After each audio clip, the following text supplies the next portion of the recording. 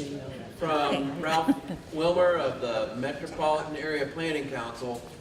I'd like the members of the Master Plan Committee, who we've been meeting at least monthly over the last 2 years, just to raise their hands. Master Plan Committee people over there, just an acknowledgement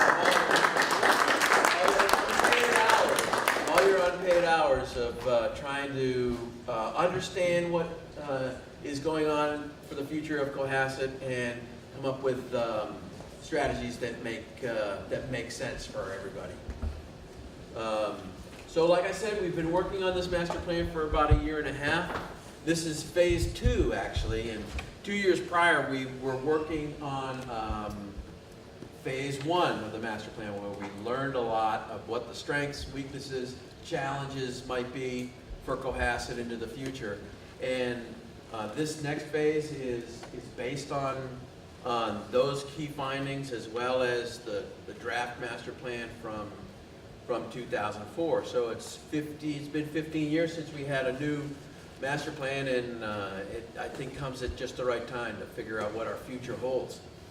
So I'd like to introduce Ralph Wilmer of the Metropolitan Area Planning Council, where he's going to be talking about what's been discovered as a part of this process, in particular key findings, and I'll turn it over to you, Ralph. Thank you. Okay.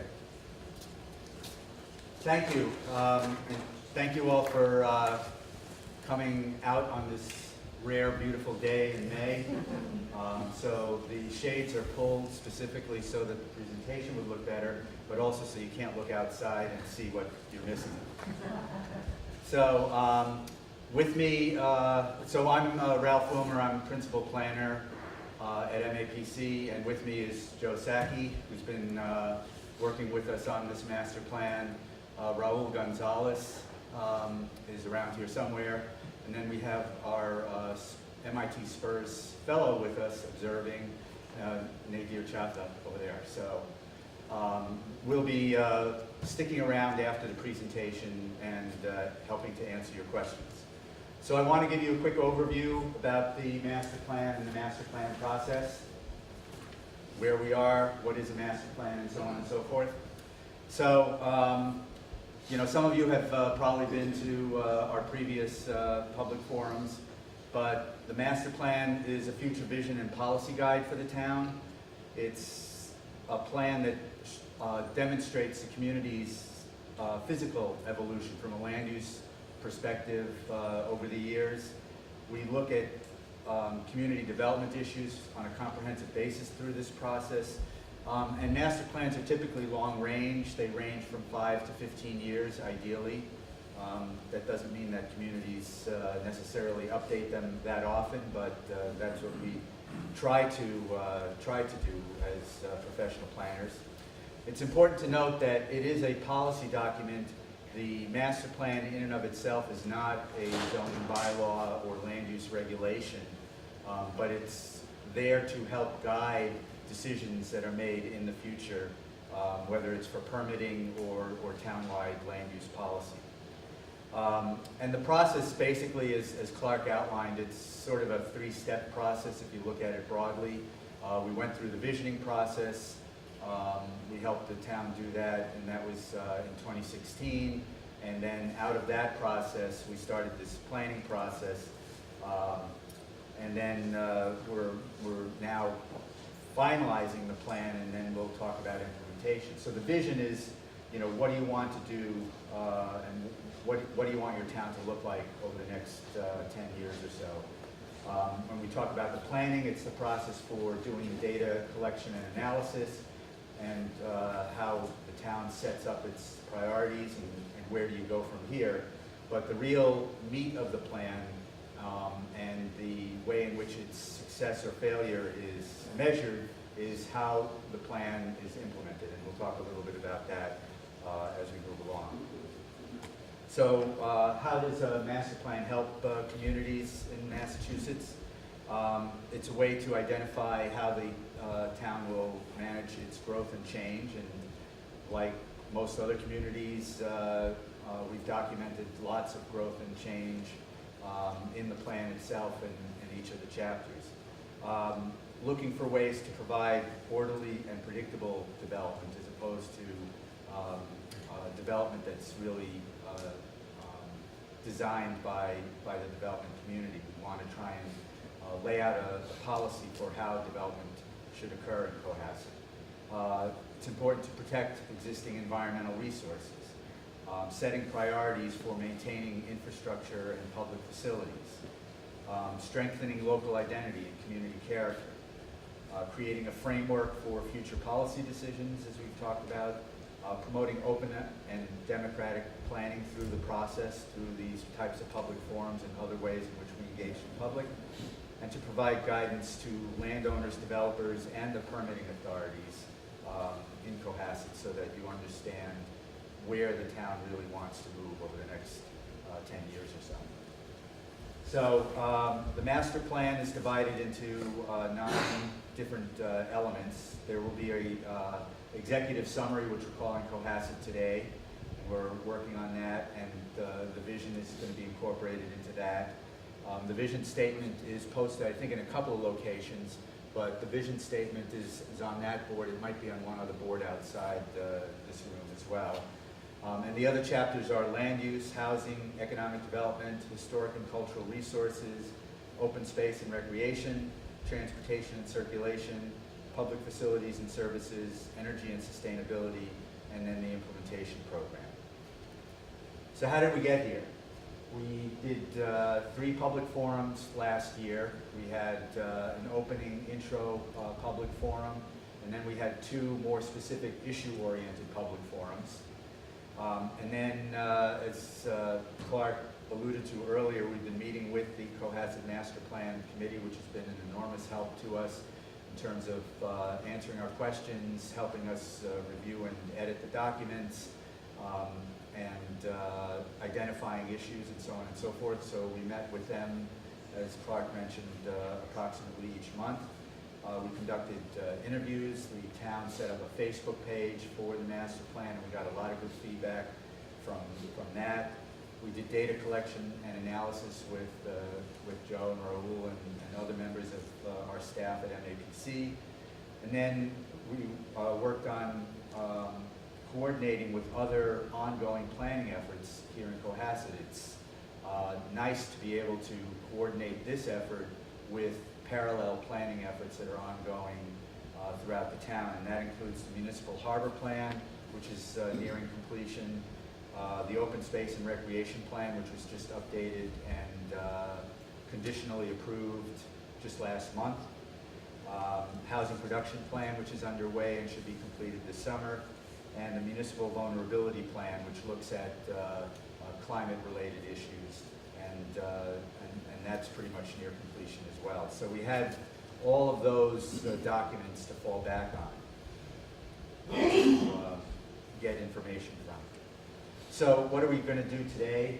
We're going to review the final goals and strategies for the master plan. So I'm going to do a quick overview during this presentation. We can get into more discussion as you look at the tables and other materials around the room. And we're going to ask for your input on what you consider to be the priorities. So what I'd like to do now is just go over a quick summary of the goals and some of the strategies from the plan for each of the chapters. So these next few slides are going to reiterate the goals that we've identified for each chapter. Again, they're posted around the room. So for land use, the goals include planning and investing strategically for smart growth to preserve Cohasset's community character, revitalizing the harbor area in accordance with the harbor plan vision, and landside development and infrastructure recommendations. So there's a lot of recommendations within that municipal harbor plan that we're cross-referencing and carrying into this master plan. Protecting open space in all town-wide land use decisions to preserve access and scenic beauty in accordance with the open space and recreation plan, and to attract and retain diverse business in Cohasset while retaining the small town character. So some of the strategies include to review and revise the zoning bylaw to ensure desired smart growth and enforcement of existing zoning bylaws. Improving the interconnection between the village and the harbor. We had a lot of discussions about that. Developing a set of criteria for ranking and evaluating of future open space acquisitions by the town. The Open Space and Recreation Plan talks about that. They lay out some criteria for how the town can make decisions when open space parcels become potentially available for acquisition. And by completing that plan and having it approved, the town is eligible for grant money to either improve its parks or to acquire new parkland. So that's another important aspect of this whole master planning process. For discretionary grants that the town might apply for, the fact that the town has completed a master plan just gives it another check mark in terms of points when state or federal entities are looking at grant applications. And finally, another strategy includes establishing design guidelines that can be adopted for the Route 3 corridor to make it safer and more attractive. For housing, the goals include diversifying Cohasset's housing stock to promote increased options for households of varying sizes, incomes, tenures, and ages. Increasing the supply of deed-restricted affordable housing to qualify for the state's subsidized housing inventory, and support seniors as they age and provide housing options that will enable them to live and thrive in Cohasset. So we have a number of strategies here, and this is being done in conjunction with the Housing Production Plan, which will get into a lot more detail and data analysis relating to housing issues. In terms of economic development, the goals include creating a variety of economic activities to satisfy citizens' desires for more varied experiences in the village, the harbor, and along the commercial corridor of Route 3A. Reimagining the town's engagement with economic development. Strengthening the traditional economic development organizations, including the Cohasset Chamber of Commerce and the local Downtown Business Association.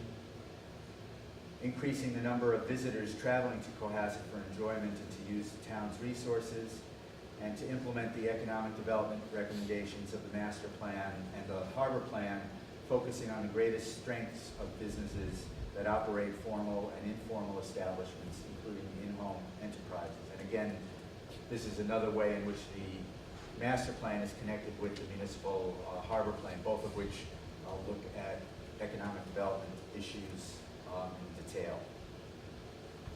For historic and cultural resources, preserving the historic residential character of Cohasset, developing additional local capacity to manage and enhance historic and cultural resources, and the strategies include a number of different ways in which these resources can be better protected. Enhancing Cohasset's historic and cultural resources, and enhancing the creative and cultural economic development. So there's a lot of activity that goes on in Cohasset. You have a lot of events, and we try to identify ways in which those can be strengthened and publicized so people are more aware of it, not only within Cohasset, but to people who may be coming to visit Cohasset. For open space and recreation, since that plan was pretty much completed while we were working on this, we adopted directly the goals from the open space and recreation plan. So the goals in that plan are to make protection of open space and the character of the town a priority in all town-wide land use decisions, in keeping with citizens' wishes to preserve access and scenic beauty, protect and maintain the natural environment, and improve recreational opportunity and access. And when we talk about recreational opportunity, we're looking at recreational opportunities for people of all ages, all abilities, and things along those lines. For transportation and circulation, the goals include improving pedestrian connectivity throughout the town, improving bicycle access and safety, and improving how roadways in the town operate. We got a lot of feedback from the very beginning, even with the visioning process, and it was reiterated at our first public forum about the need for more pedestrian amenities and ways in which to protect and improve the safety for pedestrian access around town. So that became a pretty significant focal point for the plan. And strategies include improving safety, mobility, and access on Route 3A for all types of transportation, constructing sidewalks throughout town. So we identified areas where we had heard and observed that sidewalks were needed, implementing on-road bicycle infrastructure, and improving roadway safety and operations. For public facilities and services, the goals include ensuring Cohasset's public infrastructure and facilities meet community and departmental needs. In this chapter, we conducted interviews and talked to all the major department heads, whether it was schools, public safety, DPW, things along those lines, just to make sure that we fully understood what the needs were, where the resources are, and what the capital needs are for each of the departments. Securing and supplying adequate resources to provide high-quality facilities, services, and programs that serve the needs of Cohasset's residents. Enhancing communication and improving transparency of town processes, and exploring collaborative solutions to address regional issues facing the town of Cohasset and neighboring communities. So that includes things like water and sewer, which are big issues here in town as they are in numerous other communities around the Commonwealth. And finally, for energy and sustainability, the goals include reducing municipal energy use. We looked at energy from a variety of different perspectives here, including usually the first motivation with energy is for the town to find ways through its own public facilities and services how the town could save money by improving energy efficiency. But we also looked at residential and commercial energy use and ways in which that can be incentivized to have people find ways to be more energy efficient. Preparing for climate change and increasing town resiliency. So I mentioned the municipal vulnerability plan that was ongoing, concurrent to this plan, and the municipal harbor plan also looks at climate-related issues. So between those two, we synthesized a lot of the findings and recommendations and put it in this plan as well. Promoting the use of additional renewable energy to reduce energy emissions and costs, and reducing vehicle fuel use, supporting transition to electric vehicles. And this is not only for the municipal fleet, but also ways in which charging stations and other infrastructure can be provided for private use as well. So some of the strategies include identifying good places for municipal solar projects, promoting and expanding the usage of electric vehicles in residential and municipal fleets, and incorporating relevant knowledge of sea level rise and expected rainfall into all planning and permitting processes within the town. So in terms of next steps, we're pretty much almost done with the plan. We've drafted all the plan chapters and gotten feedback and comments on them from the committee. We've made a lot of edits and updated them. They've been posted to the website so that people can review them on their own. And what we're working toward now is completing the plan, putting it all in one document so that we can present it to the planning board probably sometime next month. And the planning board needs to vote to adopt the plan. That's sort of the legal requirement for completion of this project. And then the next step would be the formation of a master plan implementation committee to coordinate the follow-up on plan recommendations. So I mentioned that implementation is really a key part of this process. We want to make sure that the town uses this plan and implements all of these recommendations. So the formation of a master plan implementation committee would oversee that effort. It would coordinate the work of different town departments and boards and commissions to ensure that the recommendations ultimately get adopted and implemented. So we'll be including some recommendations about what that committee can do and how it should be created. So the last slide is just some links to the project website. So the CohassetMasterPlan.com is a website that was created by MAPC that's specifically dedicated to this. All of the material from our public forums that we had held in the past is posted there, as well as all of the drafts of the master plan itself. Similarly, the town has a Facebook page where more information can be found, and on the Cohasset website there is the master plan committee that has its own web page, and we've posted a lot of the documents there too. So just quickly in terms of what we're going to do next, and then do you want to say something now or conclusion? No, go ahead. Good. Okay. So some of you have walked around and looked at the boards already. So we have boards for each of the 9 chapters that we just described. And you'll find some maps and some information, some data. And then there's one board for each chapter that lists all of the goals and all of the strategies that we have recommended as part of the plan and that has been reviewed and vetted by the master plan committee. So we'd like you to do a few things at each of these stations. We'd like you to review those, and you'll see on each table there's a pile of colored dots. The colors don't matter. We'd like you to pick up one set of 4 dots for each table and prioritize the strategies that you think are most important, and just paste them next to that strategy in the column on the right-hand side where it says vote. We also provided some pens and some sticky notes if you want to make some other comments, and you can post them on those same boards. And then at each table, we have a draft of the plan chapter if you want to thumb through it and get more information about the topic.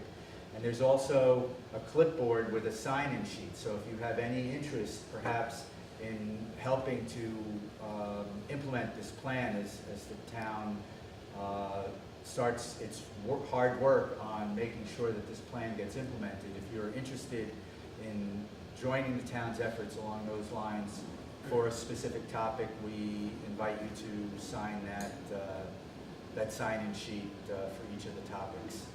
So with that... So I just wanted to make a couple of additional key points. In the main purpose of having a master plan is because municipal government needs to make decisions all the way along through time that affects the future. And without a current master plan, there's really no way, I think, for municipal government to see what the pros and cons of different approaches are, sort of like just sort of randomly making decisions based on what seems good at the time. So the master plan gives us a long-term perspective and integrates complex issues so that the Board of Selectmen and the Planning Board and changes to zoning can be as sort of integrated, understood as completely as possible. And in the past, the planning board members have said things like, "Why bother planning in Cohasset? Because it just sort of evolved." And to some extent, that's true. But having these documents provides, I think, a sense of comfort and in the fear of change, where we have some understanding on what change might be happening in the future. Hey guys, and we have the ability to be in control of that change as a community and make Cohasset in the future as good as it can be, a great community for that it is, and even better. So I just wanted to see if anyone had any general or specific questions of Ralph or I. If not, Jack. Yeah. Just want to make a comment. First of all, I assume every one of you are here. I think that hopefully you all know me. I'm newly elected as selectman, and one of the important things that I ran on was to increase citizen involvement. So you're all here. Tremendous. Thank you for coming. If you know people who are interested in becoming involved, we're setting up a mentoring program. They can contact me directly or any of the other members of the Board of Selectmen. We will connect you with some senior people who've been on committees to mentor you, and that will help people understand if they want to do that. So all of you are here, clearly you're already working. Let's find some neighbors and bring them into the process. Thank you. Thank you, John. Councilor. Yeah, go ahead. The presenter, and I've forgotten your name, I'm sorry. Ralph. Okay, so you represent the state, you're a state agency? The Metropolitan Area Planning Council is a regional planning agency that serves, it's a regional planning agency that serves 101 cities and towns in the greater Boston area. So if you think of everything within the 495 belt, we are the regional planning agency for that area. We are a public agency, and but we don't have any regulatory authority or anything along those lines. And we provide technical assistance on planning and other related issues to our 101 cities and towns. Where does your funding come from? What your salary? Our funding comes from a variety of different sources. We get some state funding, we get a lot of foundation support. We also get some funding from each of the 101 cities and towns. They pay a membership fee. And we get some funding from the federal government too, particularly for some of our transportation work. One of the great things about MAPC, I've been on the South Shore Coalition for a decade, meeting with regional leaders, and these guys are in tune with all the grants, especially on transportation issues, that are available to us to apply. And I've certainly applied for half a dozen grants under different requirements. We got the MPO corridor study grant for 3A with the help of the MAPC, and they were a part of the design solutions, which led to the state committing to a $5 million redesign of the Southern Highway Business District on 3A. So when you planning things can take years and years and sometimes decades. But the great thing about our community is we're small, and the little changes on a kind of macro level, state level, make a big impact to us. So thank you for your. Yeah, So I just want to say, please participate in this part of our workshop, and as much input and as detailed a manner as possible would be great. Thank you. Thank you.